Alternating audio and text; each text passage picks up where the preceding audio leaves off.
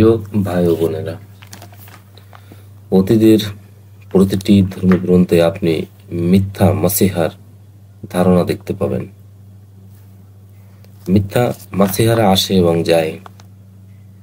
তাদের মধ্যে কেউ কেউ অন্যদের চেয়ে বেশি অগ্রসর ছিল। কেউ কেউ প্রতারণার নির্দিষ্ট সরঞ্জাম রাখত, বা পরিস্থিতি তাদের প্রতারণাকে অন্যদের তুলনায় দীর্ঘস্থায়ী হতে দিত। এবং কখনো কখনো যেহেতু সেই সরঞ্জামগুলি উন্নত হয়, প্রতিটি মিথ্যা মাসিহা তার দাবির মাধ্যমে আরো বিশ্বাসযোগ্য হয়ে ওঠে। যেমন, যদি আপনি ইহুদি ধর্মে তাকান, আপনি বারবার মিথ্যা মাসিহা দেখতে পাবেন। তারপর আসবে চূড়ান্ত মিথ্যা মাসিহার ধারণা, যিনি আসবে চূড়ান্ত সত্য মাসিহার আগে।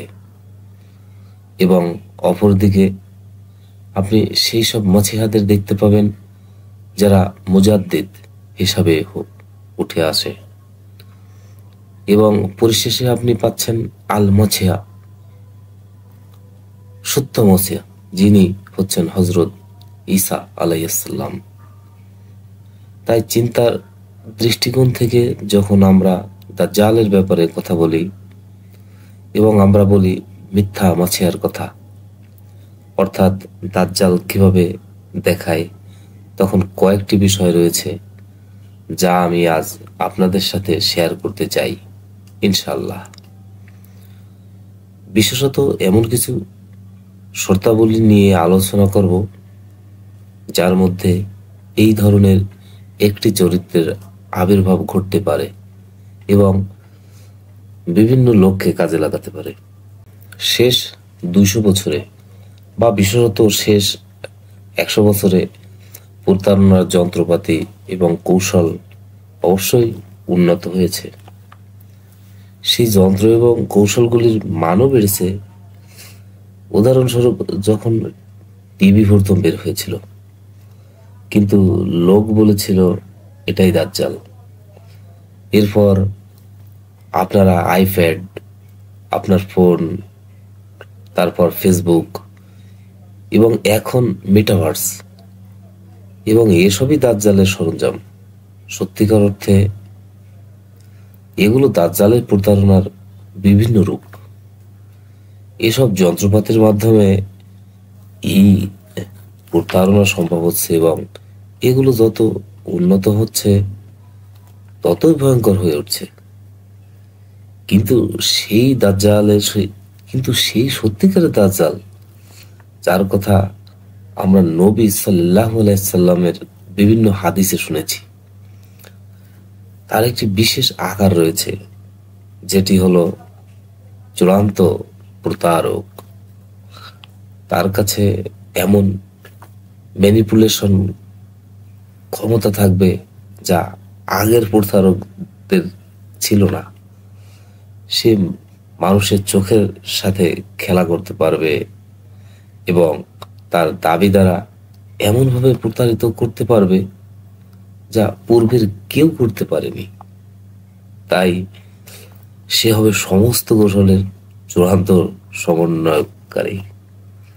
আর অবশ্যই যে সময়ও পরিবেশ থাকবে তা দাজ্জালের আগমনের জন্য প্রস্তুত হবে। আমি দাজ্জাল কিভাবে আবির্ভূত হবে সে সম্পর্কে যাওয়ার আগে আমরা কেন নবী সাল্লাল্লাহু আলাইহি সাল্লাম থেকে শেখা 5টি প্রতিরক্ষামূলক উপায় নিয়ে আজ আলোচনা করব, যেগুলো আমাদের দাজ্জালের ফিতনা থেকে সুরক্ষা দিতে পারে। প্রথমত, এতে আসে ঈমান, বিশ্বাস। ঈমান থাকতে হবে তার আগেই, যেটি গৃহীত হয়। নবী সাল্লাল্লাহু আলাইহি সাল্লাম বলেছেন যে এমন একটি সময় আসবে যখন ঈমান আর গ্রহণযোগ্য হবে না। 3টি প্রধান লক্ষণ এসেছে এবং সময় ফুরিয়ে গেছে। তখন আর ঈমানের কোনো লাভ নেই। নবী সাল্লাল্লাহু আলাইহি সাল্লাম আরো উল্লেখ করেছেন দাজ্জাল এবং তার ফিতনা সম্পর্কে, এবং বলেন যে আপনি যদি সেই সময় এসে ঈমান আনার চেষ্টা করেন তবে তার গৃহীত হবে না। তাই প্রথমত ঈমান থাকতে হবে আগেই, যখন সুযোগ আছে। দ্বিতীয়ত, নবী সাল্লাল্লাহু আলাইহি সাল্লাম আমাদের জ্ঞান দিয়েছেন। তিনি বলেছিলেন, প্রতিটি নবী তার অনুসারীদের একটি ব্যাপারে সতর্ক করেছেন, এবং সেটি হচ্ছে এক চোখের মিথ্যা প্রতারক দাজ্জাল। নবী সাল্লাল্লাহু আলাইহি সাল্লাম বলেছিলেন, তার এক চোখ আছে, কিন্তু তোমাদের প্রভু এক চোখের নন,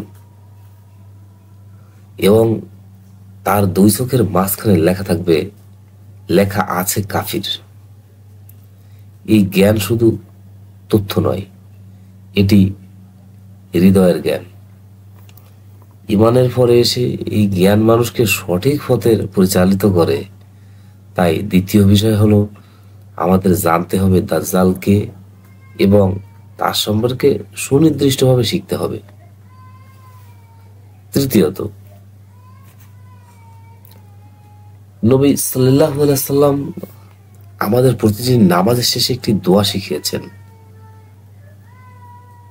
যে সবাই যেন আল্লাহর কাছে দাজ্জাল এবং জীবনের বিপদ থেকে সুরক্ষা চায়। সে দোয়াটি হলো, হে আল্লাহ, আমি আপনার কাছে আশ্রয় প্রার্থনা করছি জাহান্নামের আযাব থেকে, কবরের আযাব থেকে, জীবন ও মৃত্যুর ফিতনা থেকে, এবং দাজ্জালের ফিতনার অনিষ্ট থেকে। এই দোয়া স্মরণ করতে এবং প্রতিটি নামাজের শেষে বলতে বলা হয়েছে। চতুর্থত, যিনি সূরা কাহফের প্রথম 10 আয়াত মুখস্থ করবেন, তাকে দাজ্জালের ফিতনা থেকে রক্ষা করা হবে। নবী করিম সাল্লাল্লাহু আলাইহি সাল্লাম বলেছেন যে আরো যারা সূরা কাহফের শেষ 10 আয়াত মুখস্থ করবেন, তাদেরও দাজ্জালের ফিতনা থেকে রক্ষা করা হবে। সূরা কাহফের মানুষ গুহাবাসীরা ছিল সেই যুবকরা যারা এই জগতের আকর্ষণকে এড়িয়ে সুরক্ষায় নিজেদের বিশ্বাসকে রক্ষা করতে চেয়েছিল, এবং তারা নিজেদেরকে রক্ষা করেছিল জগতের ফিতনা থেকে। পঞ্চমত, নবী সাল্লাল্লাহু আলাইহি সাল্লাম আমাদের শিখিয়েছেন ফিতনা থেকে দূরে থাকতে। তিনি বলেছিলেন, যারা দাজ্জালের কথা শুনবে তারা যেন যতদূর সম্ভব তার কাছ থেকে দূরে সরে যায়। নবী করিম সাল্লাল্লাহু আলাইহি সাল্লাম বলেছেন, আল্লাহর কসম, একজন দাজ্জালের সামনে এসে নিজের বিশ্বাস নিয়ে গর্ব করতে পারে, কিন্তু শেষে সে বিভ্রান্ত এবং তার প্রতারণা দ্বারা প্রমাণিত হয়ে চলে যাবে। এগুলিই ছিল দাজ্জালের ফিতনা থেকে রক্ষা পাওয়ার 5টি শিক্ষা, যা নবী করিম সাল্লাল্লাহু আলাইহি সাল্লাম আমাদের দিয়েছেন। কিন্তু এখানে আরো একটি দিক আছে, এবং তা হলো যে দাজ্জাল নিজে একটি শূন্য স্থান থেকে আসে না। তার আগমনের আগে পৃথিবীতে প্রতারণার পরিবেশ তৈরি হয়। এটি সময়ের প্রয়োজন, যেখানে সত্য মিথ্যায় পরিণত হয় এবং মিথ্যাই সত্য বলে বিবেচিত হয়। নবী সাল্লাল্লাহু আলাইহি সাল্লাম বলেছেন, দাজ্জালের আগমনের আগে থাকবে প্রতারণার বছরগুলো, যেখানে একটি বিশ্ব তৈরি হয় যা সত্য ও মিথ্যা সম্পর্কে মানুষের মানসিকতা বিকৃত করে দেয়। আমাদের সেই সময় সম্পর্কে সতর্ক থাকতে হবে। আমাদের আল্লাহর কাছে সেই প্রতারণা থেকে সুরক্ষা চাইতে হবে। আল্লাহ আমাদের সেই প্রতিরক্ষা দান করুন। আমিন।